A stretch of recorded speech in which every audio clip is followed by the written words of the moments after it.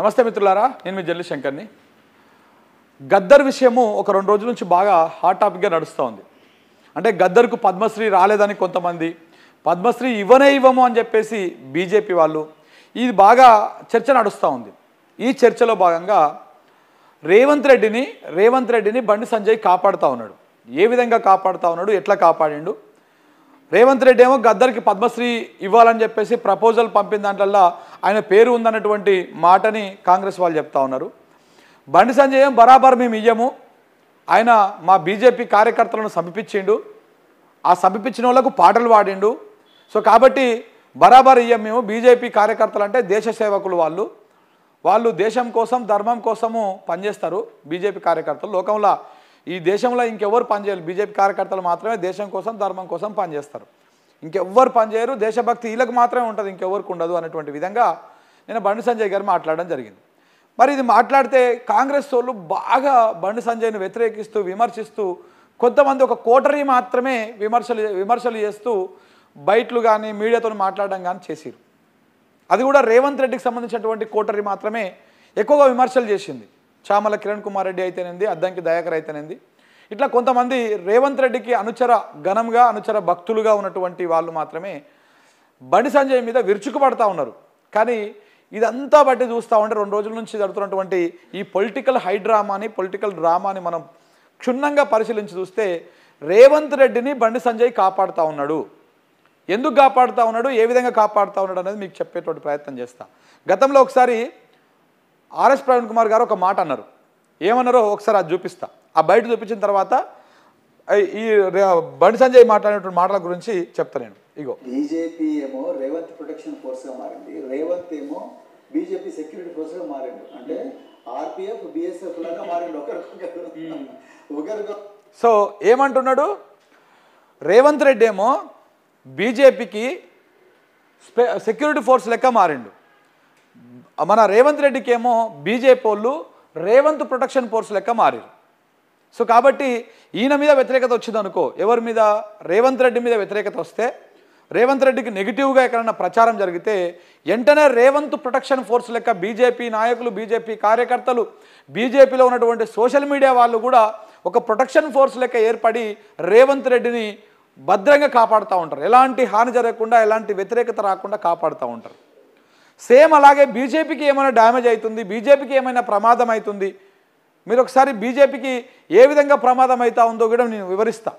బీజేపీకి ప్రమాదం అవుతా ఉన్నది, అప్పుడు వెంటనే Revanth Reddy BJP security force లెక్క మారిపోయి బీజేపీకి అన్ని రకాలుగా బలం చేకూర్చే ప్రయత్నం చేస్తాడు. ఈ బీఎస్ఎఫ్గా రేవంత్ రెడ్డి ఎట్లా మారిండో కూడా 1 నిమిషంలో ఎక్స్ప్లెయిన్ చేస్తా. ఇప్పుడు మన రాహుల్ గాంధీ ఉన్నాడు కదా, రాహుల్ గాంధీ దేశం అంతా ఏం చెప్తా తిరుగుతూ ఉన్నాడు, అదానీ మోడీ ఒకటే, ఇద్దరు దేశాన్ని దోసుకొని తింటా ఉన్నారు అని చెప్పేసి ఆయన దేశమంతా తిరుగుకుంటా ఇదే ముచ్చట చెప్తా ఉన్నాడు. ఏడ సభ పెట్టినా, చిన్న సభ అయినా, పెద్ద సభ అయినా, ఎన్నికల సభ అయినా, సాధారణ సభ అయినా, అసెంబ్లీ ఏమంటారు పార్లమెంట్ అయినా, రాజ్యసభ అయినా, లోక్సభ అయినా, రాజ్యసభ అయినా, ఎక్కడైనా కానీ ఇదే విషయాన్ని ఇటు కాంగ్రెస్ వాళ్ళు, ఇటు రాహుల్ గాంధీ అదానీ మోడీ ఒక్కటే అనేటువంటి విధంగా ప్రచారం చేస్తూ ఉన్నారు. కాశీ నుంచి కన్యాకుమారి దాకా ఇటు దేశవ్యాప్తంగా పాదయాత్రలు చేసి కూడా ఆయన ఇదే విషయాన్ని బాగా ప్రచారం చేసిండు. కానీ రేవంత్ రెడ్డి బీఎస్ఎఫ్గా మారిపోయి, బీజేపీ సెక్యూరిటీ ఫోర్స్ లెక్క మారిపోయి వెంటనే అదానితో ఒప్పందాలు చేసుకున్నాడు. 12,400 కోట్ల విలువైనటువంటి ఒప్పందాలు చేసుకున్నాడు. అలాగనే 100 కోట్ల రూపాయల విరాళాన్ని తీసుకున్నాడు స్కిల్ యూనివర్సిటీ కోసం. ఎందుకు అంటే బీజేపీకి ఒక అస్త్రశస్త్రాలు ఇవ్వాలి, బీజేపీ మీద వస్తున్నటువంటి నెగిటివ్ విషయాన్ని పాజిటివ్ చేయాలి. అందుకే ఎవరైతే ఇలా రాహుల్ గాంధీ ఏదైతే అదానిని ఫోకస్ చేసిండో అదే అదానితోటి 12,400 కోట్ల పెట్టుబడులకు ఒప్పందాలు చేసుకుంటాడు దావోస్ పోయి, ఆయనతో కలిసి ఫోటోలు దిగుతాడు, ఆయనతో కలిసి మిలాఖతులు చేసుకుంటాడు. ఇక్కడ కోహినూర్ హోటల్లో ఈయన అనుచరగణం వాళ్ళు అందరు కలిసి కూర్చొని అచకలు పుచ్చకలు చేసుకుంటారు. ఇవన్నీ అయిపోతాయి. ఎందుకు అంటే బీజేపీకి డ్యామేజ్ అవుతుంది కదా, బీజేపీకి ఒక అస్త్రశస్త్రాలు ఇవ్వాలి కాబట్టి, కాంగ్రెస్ పార్టీకి అది కావాలి కాబట్టి వెంటనే ఈయన ఆ ఒప్పందం చేసుకొని 100 కోట్లు ఇవ్వగానే జాతీయ మీడియా మొత్తము ఈ ఫోటోలను, ఈ వ్యవహారాన్ని మొత్తము ఏకి పడేసే బీజేపీకి డ్యామేజ్ కాకుండా ఒక సెక్యూరిటీ ఫోర్స్ లెక్క రేవంత్ రెడ్డి ఒక వెపన్స్ని ఆయన సప్లై చేసిండు ఇక్కడ నుంచి.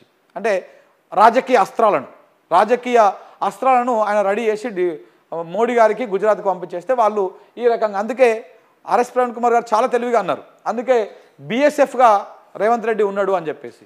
సేమ్ అట్లనే రేవంత్ రెడ్డికి మరి ఇంత సహాయం చేస్తూ ఉంది కదా బీజేపీకి, అడిగినా కొన్ని అడగకపోయినా కొన్ని.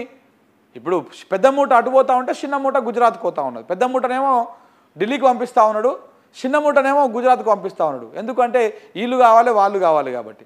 సో ఇంత మంచి పని చేస్తూ ఉన్నాడు మరి రేవంత్ రెడ్డి. మరి రేవంత్ రెడ్డికి ఆపద వచ్చినప్పుడు మనం ఎట్లా, మనం కూడా రేవంత్ ప్రొటెక్షన్ ఫోర్స్ లెక్క ఉండాలి కదా అని చెప్పేసి బండి సంజయ్ని అప్పుడప్పుడు బీజేపీ వాళ్ళు రంగంలోకి దింపుతూ ఉంటారు.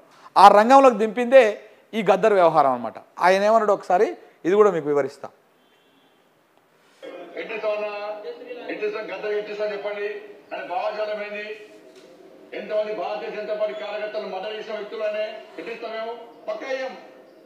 మా కార్యకర్తలను చంపితే మా కార్యకర్తలు చంపిన కార్యకర్తలను పాటలు పాడిన వ్యక్తి గద్దర్. అనేక మంది పోలీసులను ఎన్కౌంటర్ చేసిన వ్యక్తులు గద్దర్. ఎట్టిస్తాం? మీరు వంశం ఇస్తామేంటి అవ్వచ్చు?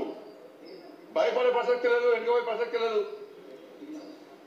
వందల మంది భారతీయ జనతా పార్టీ కార్యకర్తలు నమ్మిన సిద్ధాంతం కోసం భారత్ మాతా కీ జై అని చెప్పి ఆందోళన చేస్తుంటే నక్సల్స్ భావోద్వేగ గద్దర్ మా కార్యకర్తలు హత్యించిండు. ఎన్ఐఏ ఎంక్వైరీ చేసింది గద్దర్ గారి మీద. అనేక మంది పోలీసులను ఎన్కౌంటర్ పేరుతో మర్డర్ చేసిండు. అటువంటి వ్యక్తిని ఏ విధంగా ఉంటారు ఇవాళ? సో ఇట్లా గద్దర్ మీద ఇలాంటి సంచలన వ్యాఖ్యలు చేసిండు. గద్దర్ ఒక నక్సలైట్ అని, నక్సలిజం భావజాలం ఉన్నటువంటి వ్యక్తి అని, ఎంతోమంది బీజేపీ కార్యకర్తలను సంపించిండని, సంపినోళ్లకు పాటలు పాడిండని, వాళ్ళని ఎంకరేజ్ చేసిండని, ఆయన మీద ఎన్ఐఏ వచ్చి విచారణ చేసిందని, ఇట్లా రకరకాలుగా చేసిందని చెప్పేసి ఈయన మాట్లాడడం జరిగింది. ఇవన్నీ దేనికోసం మాట్లాడిండు? ఒకసారి బండి సంజయ్ గురించి మాట్లాడదాం. ఎందుకు మాట్లాడింది అంతా కూడా? రేవంత్ రెడ్డిని కాపాడడం కోసం. ఎందుకు రేవంత్ రెడ్డిని కాపాడాలి? ఇగో గద్దర్కి అవార్డు రాలే, గద్దర్కి పద్మశ్రీ అవార్డు రాలేదు, ఆయనకి ఇవ్వలేదు. పద్మ అవార్డులను అలా ఈయన రేవంత్ రెడ్డి ఈయన పేరు పంపిస్తే ఇవ్వలేదు. సో కాబట్టి ఆయన పేరు రాలేదు కాబట్టి రేవంత్ రెడ్డి ఇక్కడ బ్యాడ్ నేమ్ వస్తుంది, అందుకనే ఇది చేసిరు. ఇది ఒక్కటే కాదు, ఇక్కడ నంది అవార్డులను ఉన్నాయి కదా తెలంగాణ సినీ రంగానికి, ఈ నంది అవార్డులకు గద్దర్ అవార్డులని పేరు పెడదామని నా ప్రయత్నం చేసిండు రేవంత్ రెడ్డి. కానీ గద్దర్ పేరు పెట్టడానికి కొంతమంది సినీ ప్రముఖులు కూడా వ్యతిరేకించారు. వాళ్ళ పేర్లు కూడా ఇంకా క్లారిటీగా చెప్తాను సమయం వచ్చినప్పుడు. కానీ వాళ్ళు వ్యతిరేకించారు. కొంత సినీ రంగంలో ఉన్నటువంటి పెద్ద పెద్ద వాళ్ళు, లెజెండరీలు కూడా ఎందుకు గద్దర్ పేరే పెట్టాలి అన్నటువంటి దాంట్లో కొంత వ్యతిరేకత వచ్చింది. కానీ ఇప్పటి నుంచే స్టార్ట్ చేస్తాం అనుకో, ఇగో ఇక్కడ వ్యతిరేకత వస్తూ ఉంది, అక్కడ కూడా వ్యతిరేకత వస్తుంది. సో కాబట్టి ఇది ఒక అలజడికి తావు తీసేటువంటి అవకాశం ఉంది, ఒక అసమానతలకు తావు తీసే అవకాశం ఉంది. సో కాబట్టి గద్దర్ పేరు కాకుండా యాస్టర్స్గా నందినో లేకపోతే ఇంకేదో పెడదాము అనేటువంటి ప్రయత్నంలో భాగంగానే ఇక్కడ స్టార్ట్ అయింది సినిమా. గద్దరుని ఎన్నికలు అయిందాక గద్దర్తో పని, గద్దర్ కుటుంబంతో పని. ఇప్పుడు మీరు ఉప ఎన్నికల్లో కూడా చూడండి, అసలు ఎన్నికల్లోనేమో కంటోన్మెంట్ నుంచి గద్దర్ కూతురికి ఇచ్చిండు టికెట్. ఉప ఎన్నికల్లో గెలిచే అవకాశం ఉన్నప్పుడు గద్దర్ కూతురికి ఇవ్వలే టికెట్. ఎందుకు ఇవ్వలే? అప్పుడు గెలిచే అవకాశం ఉంది, ఎందుకంటే ఇక్కడ సిట్టింగ్ ప్రభుత్వం వచ్చేసింది ఆల్రెడీ, బరాబర్ గెలుస్తాడు అక్కడ. కానీ ఆయన కూతురికి ఇవ్వలే ఈయన టికెట్. ఎందుకు ఇవ్వలే? ఆ ఎన్నికల మందం వాడుకున్నాడు, అయిపోయింది. ఇప్పుడు గద్దర్ అవార్డు అని మనం పుసుకునే ఎన్నికల ముంగల మాట్లాడితే గద్దర్ అవార్డు ఇస్తామని చెప్తే రేపనాడు ఇవ్వాల్సి వస్తుంది. కాబట్టి ఇప్పుడు దాన్ని మెల్లగా సైడ్ ట్రాక్ పట్టియాలి, దాని మీద ఒక సినిమా రన్ చేయాలి, ఒక నెగిటివ్ నెరేటివ్ని క్రియేట్ చేసి రన్ చేయాలి. అందుకే ఇగో ఇట్లా బండి సంజయ్, ఎలాగో ఆర్ఎస్ఎఫ్ ఉంది కదా, ఆర్ఎస్ఎఫ్కి చీఫ్ ఈయననే. ఆర్ఎస్ఎఫ్ అంటే రేవంత్ ప్రొటెక్షన్, ఆర్పిఎఫ్ అంటే రేవంత్ ప్రొటెక్షన్ ఫోర్స్కి చీఫ్ బండి సంజయ్ గారే, ఈయననే. కాబట్టి ఈయనతోటి చిన్నగా ఇట్లా ఒక డైలాగ్ వేపిస్తాడనమాట, ఇట్లా గద్దర్ మీద మాట్లాడిస్తాడు. పోనీ నాకు తెలియదా గద్దర్తో నాకు అనుబంధం లేదంటే, ఇదే ఎన్నికల సందర్భంలో ఒకసారి ఇక్కడ చూడండి, ఇగో పోయింది మళ్ళా. ఇదే ఎన్నికల సందర్భంలో గద్దర్ని కలిసి హగ్గులు చేసుకున్నారు, గద్దర్తోటి కూర్చొని మాట్లాడిరు, మోడీ దాకా తీసుకుపోయారు, ఇట్లాంటివన్నీ చేసిరు. మరి అప్పుడు కనపడలేదా అంటే అప్పుడు కనపడ్డది, అప్పుడు రాజకీయ అవసరం. ఇప్పుడు గద్దర్తో పని లేదు, ఇప్పుడు ఎవరితో పని లేదు, ఆ గద్దర్కి అవార్డు అవసరం లేదు, గద్దర్ పేరు మీద అవార్డులు అవసరం లేదు. సో కాబట్టి ఇప్పుడు దాని నుంచి కాపాడాలి. కాబట్టి ఇక నిన్న బండి సంజయ్ మాట్లాడంగానే అద్దంకి దయాకర్ మొత్తం శిగమొచ్చి ఊగిపోతాడు. సామల కిరణ్ కుమార్ రెడ్డి శివమొచ్చు. నిజంగా ఇలా గద్దర్ మీద ప్రేమ కాదు, ఇది ఉట్టిదే డంబాచారం, అంటే డ్రామా. ఇది కాంగ్రెస్ బీజేపీ డ్రామా. ఇది ప్రజలు మనం అర్థం చేసుకోవాలి. నువ్వు కొట్టినట్టు చేయి, మేము తిట్టినట్టు చేస్తాం, నువ్వు ఏడ్చినట్టు చేయి, మేము దానికి ఒత్తాసు పలుకుతాం. ఇదంతా ఈ డ్రామాని కొన్ని రోజుల తర్వాత మనము జనాల లోపల ఇంకొక నరేషన్ క్రియేట్ చేసేసి దాన్ని దుకాణం క్లోజ్ చేయొచ్చు. కేవలం డ్రామా మాత్రమే. ఈ డ్రామాలో భాగంగా రేవంత్ రెడ్డిని కాపాడడం కోసం గద్దర్కి అవార్డు ఇవ్వలేదని, గద్దర్ పేరు మీద అవార్డు ఇస్తామని చెప్పేసి రేపన్నాడు వెనకకి పోవాల్సి వస్తే ఆ బ్యాడ్ నేమ్ రాకుండా ఉండడం కోసం ఇంకో ఇట్లా వస్తున్నది అని చెప్పేసి బండి సంజయ్తో మాట్లాడించి మళ్ళీ వెంటనే కాంగ్రెస్ వాళ్ళతో కొంతమంది కాంగ్రెస్లో కూడా ఎవరెవరు రెస్పాండ్ అయ్యారు. శ్యామల కిరణ్ కుమార్ రెడ్డి ఎవరైనా రేవంత్ రెడ్డికి తొత్తు, ఇక రేవంత్ రెడ్డి బినామీ అని కూడా అంటారు ఆయనని. దాంతోపాటు ఇంకెవరు మాట్లాడారు, అద్దంకి దయాకర్. ఇప్పుడు రేవంత్ రెడ్డిని కాకపట్టాలి. రేవంత్ రెడ్డి దగ్గరనే ఉంది సినిమా. ఆయనకు ఎమ్మెల్సీ ఇస్తలేరు, ఆయనకు పార్టీ పదవి ఇస్తలేరు, ప్రభుత్వంలో ఎక్కడ కూడా భాగస్వామ్యం చేస్తలేరు. ఆవురు అంటూ ఎదురు చూస్తూ ఉన్నాడు కాంగ్రెస్ పార్టీలో. అందరికీ పదవులు వచ్చినాయి. ఆ చోటా మోటా గాళ్ళకు కూడా కార్పొరేషన్లు అవి వచ్చినాయి. వాళ్ళు రోజు వచ్చి ప్రెస్ మీట్లు పెడుతున్నారు, రకరకాలుగా అది చేస్తూ ఉన్నారు.